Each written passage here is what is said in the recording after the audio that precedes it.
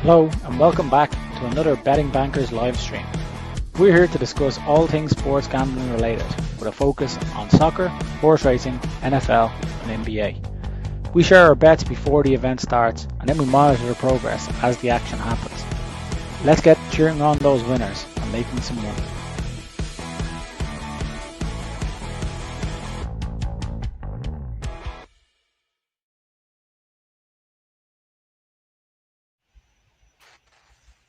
Hello and welcome back to another episode of the Betting Bankers, our traditional Friday night slot. How's everybody getting on? Good, Abby. How are you? Yeah, good, Abby. Yeah, good to hear now as well. Just to get it out there early for anyone who's with us from the start of the show, we are going to be watching the Bayern Munich Borussia Moenchengladbach match, which is 15 minutes in already. So just keep in mind, if we dive into the deep end in a few minutes, it's just we want to get this one kind of up and running. But Slats, you've been looking at this one for us, have you? Yeah, I had a look, and PK actually, we both kind of agreed this independently. We both came up with starting our bank of the night onto a first half goal in this match. It looks like there should be plenty of goals here. Looking at both teams' stats, I'm hoping coming, but looking at Munich's performances, like since Germany finished its lockdown, I think back in last May, they've had 23 league games and there's been a first half goal in all 23 of those games. So that run to continue. Hopefully it won't come to an end tonight. And I think it's about 1-3 for a goal now, is it? It's just gone suspended. Can you believe that? Are we on? No, we're not. We don't have to time PK. It's VAR reviewing a penalty. It was 1.03 anyway, so probably not a huge loss to us. If they do score 1.03 for a first half goal. Yeah. No, for a goal. No. That was a goal. Just a goal. Yeah. First half goal would have been about 3, I think. Yeah. Any update on it? Someone needs to take that trigger off LB. Yeah. I know, I have some record with it. Oh wow, it's costing some amount of money. Yeah. On a weekly basis. Oh, Liverpool are up 1-0 against Villa. Are they? That didn't last long. The hope there. Well, while they're doing the VAR review in Germany, do you want to just talk us through the bet you've got on this evening, guys? Maybe over to you first, Gary. You've got a little bit more time in your hands. Yeah, so I did just over 1.5 at 10 teams in it. It's going all right. The first couple that started earlier on are in. So need over 1.5 in over 2.5 in Liverpool, over 1.5 in Wolves, 1.5 on Charlton, 1.5 in Celta Vigo. And I forget the other one that's out there, but I have that on. And then my main bet of the evening, as kind of per Wednesday's show, was Charlton versus Accrington Stanley and over 2.5 in that.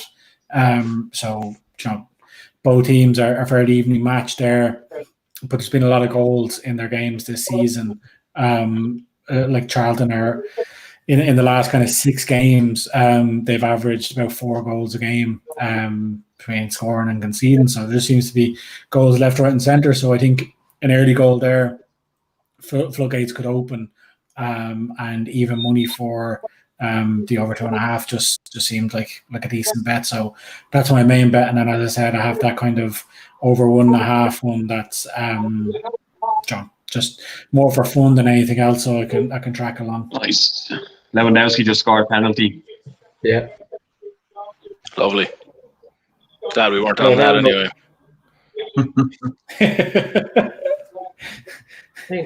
Now it's time to go chase. We're like 1 minute into the stream and we're already chasing. I feel like every time we do this, it's like it's the battle of whether we get the bet on first, and then it's from there on in.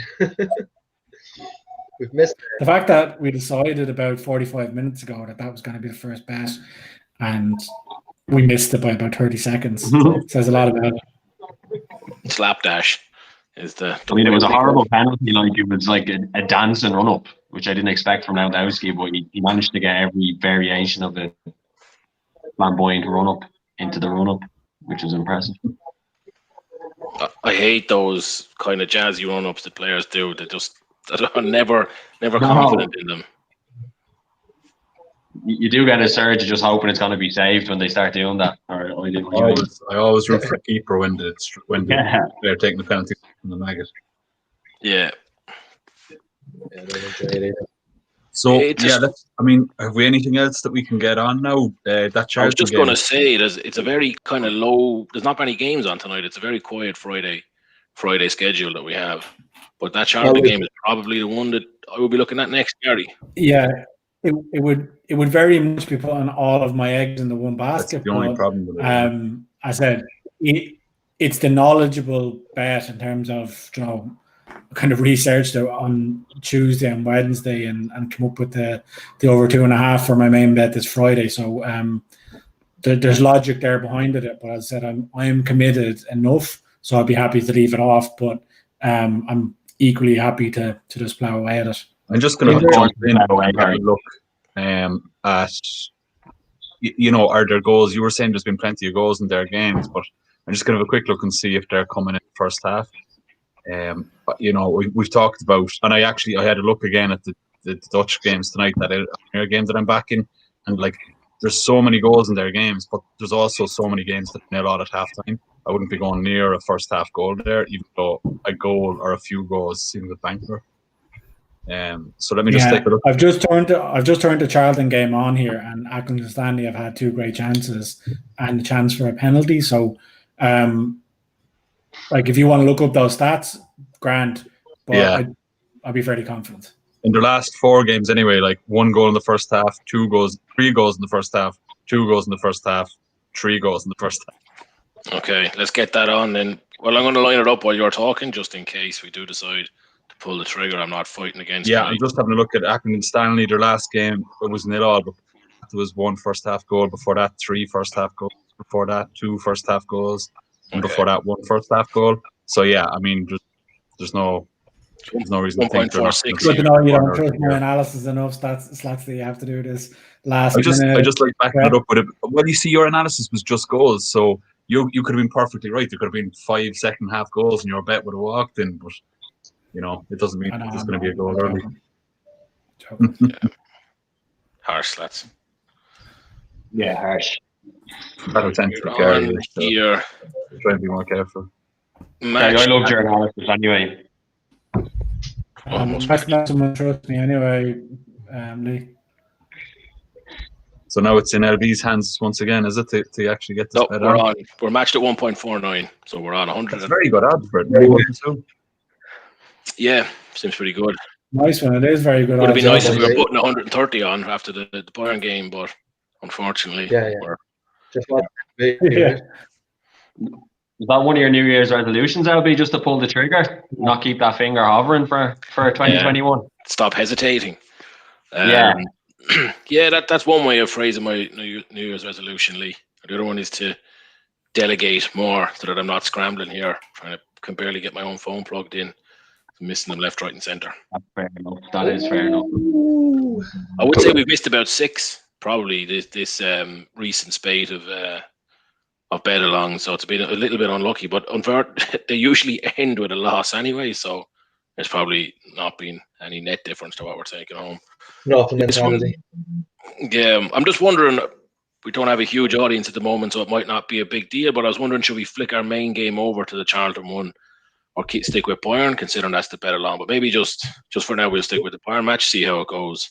I think stick with it, because our bank, we could roll into a number of different games, and we could easily go back to Munich for a second half goal. Anyway, we might as well see how it. We're not going to go chasing in the first half, but we learned that lesson midweek anyway with PSG. So while Gary, you want to keep running away with that game? Slats, you want to talk us through some of the rugby matches that you've picked out for us tonight? Yeah, well, there's 2 games on. I'm keeping an eye on the Leinster-Ulster game. There wasn't any obvious bet to go on it. Leinster were big favourites. Obviously, they're at home. They need to win this match, having lost against Connacht. They've gone a full year without losing a Pro 14 game. Which seemed about fair. I wouldn't be betting on either side of that. I looked at a few of the more kind of novelty bets, those what odds, Paddy sort of bets, and there was one for the 2 hookers to score, Herring and Cronin. who are both, they do both. Just to interrupt you, there's been another goal in the Bayern game, so they're 2-0 up now. So that's walking in. Could have chased that basically.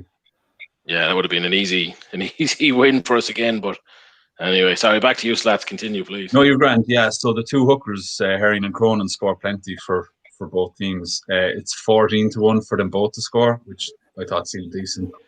And then for Cronin to score the first try and Dave Kearney to score 2 tries is 45-1. Which again, it's not a banker or anything, but it just seemed a little wider than I would have expected, because I could see Leinster putting a few tries in today. And I haven't actually checked the score, so before I do, my gut was with the Glasgow win. I think Glasgow were 6-5 to win that. They're at home to Edinburgh. Both of them have been performing pretty poorly. They played last week in Edinburgh and won by 3 points. So I just think Glasgow need to win it more. They've had a few bad, heavy defeats in Europe. Before that, they put up a decent performance in Glasgow against Munster. I watched that game. So kind of on the back of that performance and the fact that they need it more and the fact that it's the two Scottish teams coming up head to head, I'd be leaning on Glasgow winning. But again, I wouldn't be putting any massive stakes on that. It could certainly go either way. I just think they should be favourites for it, and they're actually slightly outside. So they're the 2 games on tonight. Yeah, I like the sound of that. They're on tonight, are they? Okay. They're both live at the moment, yeah. So the game was cancelled because of COVID. Sorry? Or postponed. One of the games was a game postponed because of COVID as well. Did I see that? I didn't see. There's talk of the European Cup being postponed because of COVID. French teams might be forced to pull out of the January games. But I don't know if you heard about Bayonne. Like, they had Leicester travelling down to them in December, and then Leicester had some positive cases of this new UK strain of the virus, and that got into the Bayonne squad through Leicester, and I don't think they played a match since then. So they were already talking about pulling out. That's the first time I've heard it called that. Huh? The UK strain of the virus. Well, I don't know what they're calling it. He's been the Mondo strain. The UK strain of the China virus. Yeah. Well, you know what I mean. So, yeah, the French might be pulling out of Europe, which, I mean, effectively they'd kill the tournament. Like, I can't, they could just give 5-point wins to all of the British and Irish teams, but it's strange because I thought I read during the week that they were saying that the Six Nations was still going to go ahead as planned. So if they're talking about delaying the European clubs, you think that there'd be no way the Six Nations would be going ahead? Like, well, it's just that it's a little later. It doesn't start in February. The European games are in January, so. Oh, right, yeah. Slats, I was watching something. I'm a little bit out of touch with the politics of rugby these days, but there was a game. It was the Munster-Ulster match up in Belfast. I was watching it, whatever that was, last week or the week before, and the commentators, the Ulster fans / commentators that were talking, they were kind of saying about they were delighted. BBC yeah, BBC Ulster or something like that. It was what it might as well have been. It was ridiculous, but they were sort of saying, they were delighted that the Irish and Scottish teams had given the Welsh teams a stuffing not too long ago, because the Welsh teams are trying to leave the Pro 14 and play against English teams more and all that. I hadn't heard anything about that. I'm not sure. That was a long time back. I mean, yeah, it's possible that cropped up again, but I mean, I haven't heard anything recent about the Welsh teams. No, neither did I. I think how it came up was that as Ulster were running in their early tries and they looked pretty, expansive, they were saying, we watched the Welsh derbies last night and it was just like farmers kicking the ball to each other. There was nothing to it. And, if they're going to demand to play against the English teams, well, then they should, carry their own weight. So at this stage, they're not lost to anybody. They were quite... absolutely, yeah. They're not good. Yeah. And with the South African teams coming into the Pro 14, that's what it needs. At the moment, the two conferences, it's Munster and Connacht in one conference, first and second, Leinster and Ulster in the other conference, first and second. And it doesn't look like that's going to change for the rest of the season. No. All of the other countries' clubs have been poor this season. There hasn't really been any other club that's performed above what they would have hoped for. They've all been under par. They haven't really challenged the Irish clubs. I haven't kept counting, but at one stage it was 23 wins out of 25 for the Irish clubs. Oh, really? Yeah. So, in fact, it probably that's only going to be affected now because it's the Interpros are on at the moment. So the Irish clubs are playing each other. So they're obviously going to have a lot. There's going to be one win and one defeat in every one of those games. Yeah. But that's what it was in the run into them. So it's badly needed to bring in, those South African teams are going to be absolute quality. They'll be up there with with Leinster, basically with the best team in the Pro 14 at the moment. Hopefully, Munster and Ulster and Connacht might be able to get up there with them, but there's no other team inside of them at the moment anyway. Yeah, I actually missed it this year. It's just the two conference winners play each other, and that's the final. Yeah, they've shortened it. They've got rid of a few games out of it, and they got rid of the semi-final, and that's to accommodate a cup, Pro 14 Cup, that's going to include the South African teams. That's supposed to be happening in, I think, March or April. I wonder what the last year that there was. The last time there was 2 consecutive seasons with the same rugby format competition in both. It seems to change every 12 months. It does. It's and it kind of takes from the credibility of the competition then too. It's they're just kind of making it up as they go along. They definitely need consistency. Now isn't the time to be looking for consistency. I don't think any sport, any league in any sport has had a level of consistency in the last 12 months. But but they definitely need to have that. I do think the quality of the South African teams is going to, it's going to make people watch it. I think the best, or some of the best from the Southern Hemisphere playing some of the best from the Northern Hemisphere is just going to be interesting to watch anyway. Yeah. I always would have liked, the way there's the Super Cup or whatever in football, where the clubs that win their, continental the World Cups. Yeah, that I'd love to just see the winner of the Heineken Cup play the winner of the They do that in rugby league, though, right? The winner of the Super League plays the winner of the Southern Hemisphere version of it. And is it dominated by one hemisphere? Oh yeah, the Australian team that usually wins it always beats the English team. The English team won it about 4 years ago, didn't they, PK? And they were talking about it like it was the biggest thing ever because it was the first non-Australian team in a long time. Sorry, non-Southern team in a long time. Yeah, I mean, I'd imagine Crusaders would be massive favourites to beat Exeter.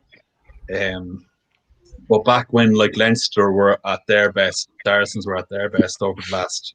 No disrespect to Exeter. They're not really the best team in Europe. They're one of the worst teams to win the Heineken Cup. Leinster, you'd fancy Leinster to put a decent game up against the Crusaders, though, right? Still. Yeah, I would think so. Still, yeah, I'd say Crusaders would be favourites for it, but. I'd fancy Leinster to put a game up. I presume that'd be in the Aviva or some other neutral venue, would it? There's a nice Munster comment there. Anyway. How are the football matches getting on, guys? Anyway, I'm still watching Bayern. It's a good enough match here, except for the scoreline. It's pretty balanced. But what are you looking at, Gary? Charlton, is it? Yeah, Charlton. It's fairly end to end. It's actually a good game of football. There hasn't been any real clear-cut opportunities, but there's been a few decent long-range shots that the keepers have kind of parried for corners, and there was a kind of... Oh, sorry, just as I said it, Gladbach have pulled one back, so it's 2-1 now in that game. Just got to make that game interesting. Yeah. I have 4 teams to score in a personal bet on you, so that's good news there. That's it now. Wonder what you would have got for a 3 first half goal. You on that, Lee, are you? Yeah, but we have both teams to score. Villarreal, Celta Vigo, don't we? Oh, yeah. Yeah, Villarreal scored, the away team, so that's a good start there. Yep. Sorry, guys. Yeah, we never walked through that kind of group ACA anyway. No, we'll jump into it here then. My one first, I'll just go the Wolves Crystal Palace match. I just went with 2.5. They've had a few low scoring games, each of them this season, but at the same time, they've had plenty of high-scoring games, and I think 43-40 for 2 teams like that. Palace have rotated more than Wolves have, but they still have Benteke up front. Wolves have pretty much their full team. A lot of those guys are misfiring recently, but I think a cup match kind of there's the potential for them to light up, and I just think for those two teams with probably 4 or 5 household name strikers on the pitch, outside evens for 2.5 is hard to pass over. So that's what I've gone for there. What about you, PK? Like I did, I think I previewed it on Wednesday night. I did both teams to score in the Celta Vigo Villarreal game, just based on the stats. Celta Vigo usually score at home and Villarreal usually score away, so it was just a bit of a. I thought 4 to 5 was value, so that's one half of that in now after 5 minutes. So hopefully the home team can keep up their good recent form of home scoring. And it's exactly what you want as well, is the away team to score. It feels much safer than the home team scoring for some reason. Especially in leagues like that where sometimes they sit back, Yeah. What if your one is the Dutch one, Slats, is it? Yeah, so I mentioned on our Wednesday night show the two of the Dutch games for Canberra and Almere, both to win with both teams scoring. For the banker, Aka, I just said I'd go a little safer. I'd go with the Almere game, but I do go over 2 goals instead of both teams to score. It's 5 to 6 for that. It obviously allows a clean sheet for Almere, which could happen. It allows a 3-0 win or a 4-0 win. Obviously, for a win and both teams to score, it has to be over 2.5 goals anyway. So it's just making it a little safer that potentially there can be a home clean sheet there as well. It's still 0 at the moment, but there's been 3 shots on target in the opening 7 minutes, so it's looking pretty good so far. And then our Achilles heel, then Gary's Charlton, Accrington Stanley. Like I said at the start, I don't think I could be more pot committed to Charlton, Accrington Stanley Gold. So, that's my staple bet. It seems to be the great, you mentioned you'd pick this out probably on Tuesday or Wednesday. Yeah, I found that it's obviously over now, but with those college football bets earlier in the year, and you'd end up doing 4 on a Friday, and probably the one that you picked out on the Monday would seem to invariably let you down.